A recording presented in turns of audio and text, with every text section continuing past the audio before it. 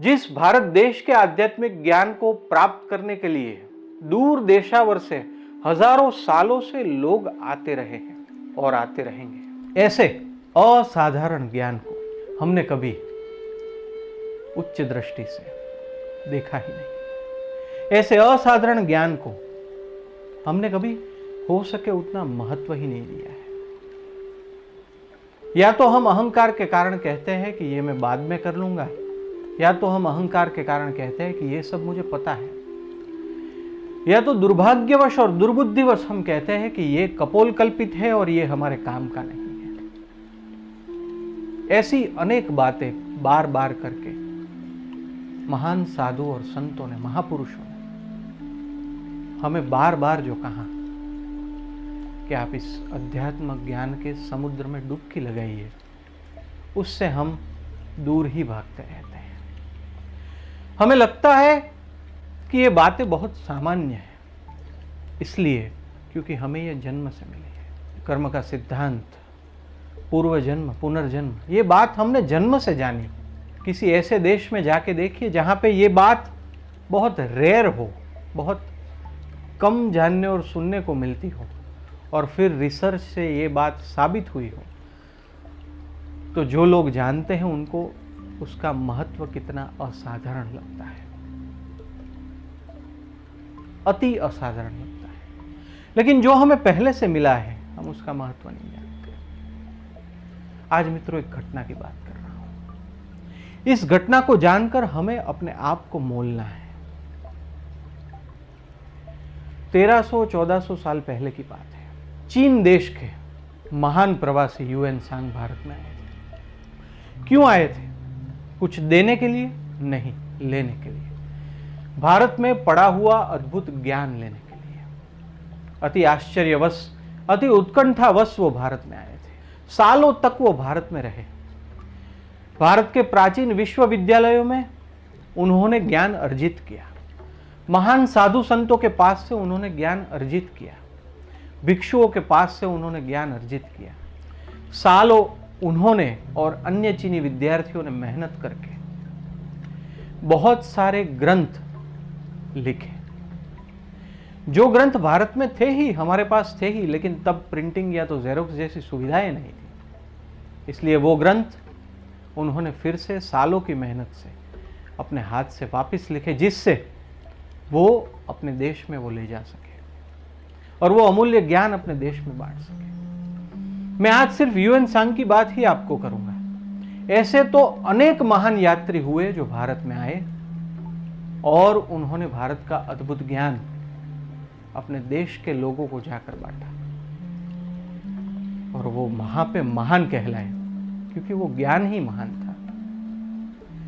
सालों तक ह्यूएन सांग ने जो ज्ञान अर्जित किया, जो पुस्तक उन्होंने कॉपी की, अब उनको लगा कि वापस जाने का समय आया है। बहुत ज्ञान उन्होंने अर्जित कर लिया था। उन्होंने तय किया कि मैं कुछ इस दिन पे यहां से निकलूंगा। भारतीय विश्वविद्यालय, नालंदा विश्वविद्यालय के जो और चीनी विद्यार्थी थे, उनमें से कुछ ने ह्यूएन सांग को विनती की, हम भी आपके साथ वापस आते हैं, क्योंकि हमारी पढ़ाई भी अभी समाप्त हो गई है। हम भी आपके साथ आकर हमारे देश में अमूल्य ज्ञान को बांटेंगे। ह्यूएन सांग को बड़ी तत्परता थी अपने देश के लोगों को बताने की कि जिस देश में भगवान बुद्ध और अन्य महापुरुष हुए, देश में कितना गहन, असाधारण और सर्वश्रेष्ठ ज्ञान है। ह्यूएन सांग और कुछ चीनी विद्यार्थी ने चीन वापस जाने की यात्रा शुरू। 1300-1400 साल पहले ये कितना दुष्कर होता होगा, इसका हम अंदाजा भी नहीं लगा सकते। कहीं जंगल, कहीं पहाड़, कहीं नदी, उनको पार करके वो आगे अपने देश की ओर बढ़ रहे थे। हुआ यूं कि एक बड़ी सी नदी पार करने का अवसर आया। एक नाव मिली, एक नाविक भी मिले। वो सब उसमें बैठे। नदी बहुत बड़ी थी और थोड़ी बाढ़ जैसी सिचुएशन भी थी। पुस्तक बहुत सारे थे, उसका ही वजन सबसे ज्यादा था। ह्यूएन सांग, कुछ चीनी विद्यार्थी और वो नाविक नाव में चल पड़े। नदी के बीचों बीच ही पहुंचे होंगे, बाढ़ बहुत बढ़ गई। नाविक ने देखा कि अगर अभी नाव का वजन कम नहीं किया तो ये पूरी नाव डूब जाएगी, हम सब मर जाएंगे। नाविक ने तुरंत ही ह्यूएन सांग और शिष्यों को बताया कि आप अपने साथ जो ये पुस्तक का सामान लाए हैं उसे फेंक दें, थोड़ा थोड़ा करके फेंक दे और जरूरत पड़े तो पूरा फेंक दे, क्योंकि अगर हम नाव का वजन कुछ कम नहीं करेंगे तो हम सब डूब जाएंगे। ये बात सुनकर ह्यूएन सांग और कुछ चीनी विद्यार्थी जो उनके साथ थे अत्यंत चिंता में पड़ गए, क्योंकि वो जो ज्ञान ले जा रहे थे वो अति अमूल्य था। सालों की मेहनत बाद उनको मिला था और वो जहां पे ले जा रहे थे वहां पे करोड़ों लोग इससे वंचित थे, वो उनको देना था। भारत का अमूल्य ज्ञान। तो ह्यूएन सांग कुछ ज्यादा विचार करे उससे पहले ही कुछ चीनी विद्यार्थी नदी में कूद गए। ऐसा कहकर वो नदी में कूद गए कि ये जो ज्ञान है वो हमसे भी ज्यादा अमूल्य है। शायद हम 2-4 लोगों के बलिदान से अगर ये ज्ञान करोड़ों लोगों तक पहुंचने में सुविधा हो, अगर ये ज्ञान करोड़ों लोगों तक सहजता से पहुंच सके, तो हमारे जीवन का मूल्य इस ज्ञान के सामने कुछ भी नहीं है। ऐसा कहकर कुछ विद्यार्थियों ने अपना बलिदान दे दिया। मित्रों, ये कैसी असाधारण बात है, कितना असाधारण प्रसंग जो आपको और मुझे बहुत कुछ सिखा जाता है। कथाओं की विषय वस्तु के बारे में भिन्न भिन्न मत हो सकते हैं, कथाओं के मर्म के बारे में एक मत ही होता है। भारत में 2 या 3 दशक तक रहकर उन्होंने जो ज्ञान अर्जित किया, उस ज्ञान का महत्व उनको अपने जीवन से भी ज्यादा लगा। ऐसा अद्भुत ज्ञान हमारे देश में हजारों सालों से पड़ा हुआ है, हमारे देश में है, हमारे आसपास ही है, लेकिन हम उसका मूल्य नहीं करते। जरा सोच के देखिए कि विदेशी उनका कितना मूल्य करते हैं।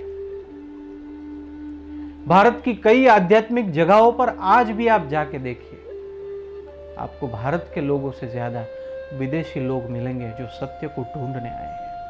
हमने पहले भी एक बार बात की थी कि भारत में ज्ञान की खोज करने के लिए वर्तमान समय में कुछ समय पहले एप्पल के स्टीव जॉब्स और फेसबुक के मार्क जुकरबर्ग भी आए थे, जिनके बारे में आज दुनिया क्या कहती है हमें पता है। तो इस देश में कितना असाधारण ज्ञान होगा। अगर करोड़पति भी वो ज्ञान लेने आते हैं तो वो ज्ञान कितना अमूल्य होगा। करोड़ों लोग भी वो ज्ञान लेने के लिए सब कुछ छोड़ देते हैं तो वो ज्ञान कितना अमूल्य होगा। मित्रों, हमें ये जानना पड़ेगा कि ये ज्ञान हमारे पास जो पड़ा है, अगर हम आज उसकी कीमत नहीं करेंगे तो कब करेंगे? अगर हम आज उसके बारे में ज्यादा नहीं सोचेंगे तो कब सोचेंगे? बाहर के लोग आके इसका इतना बड़ा मूल्य करते हैं तो हम क्यों नहीं करते? हमारे पास जो आध्यात्मिक विज्ञान, आध्यात्मिक खजाना पड़ा है, उसको हम ऐसे ही कैसे जाने दें?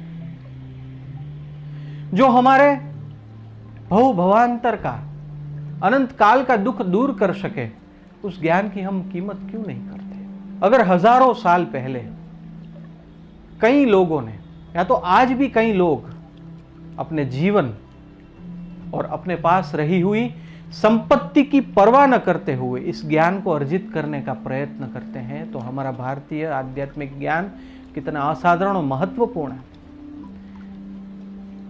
आज ही अपने कबड़ में पड़ी हुई भगवत गीता लीजिए, महाभारत का पुस्तक लीजिए, उपनिषद लीजिए और आध्यात्मिक ग्रंथ लीजिए और पढ़ना शुरू कीजिए। ज्ञान की बातें तो हमने बहुत सारी की है, मैं वापस आपको कहता ही रहूं।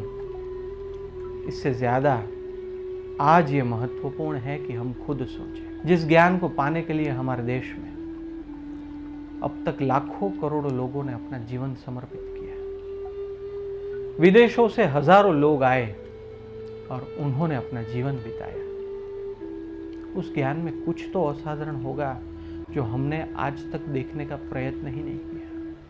उस ज्ञान में कुछ तो ऐसा होगा जो हमारी दृष्टि में अभी तक आया ही नहीं। मित्रों, मेरी बार बार विनती ये है, अगर ह्यूएन सांग और ऐसे अनेक लोग हमारे ज्ञान के लिए इतना बड़ा साहस कर सकते हैं,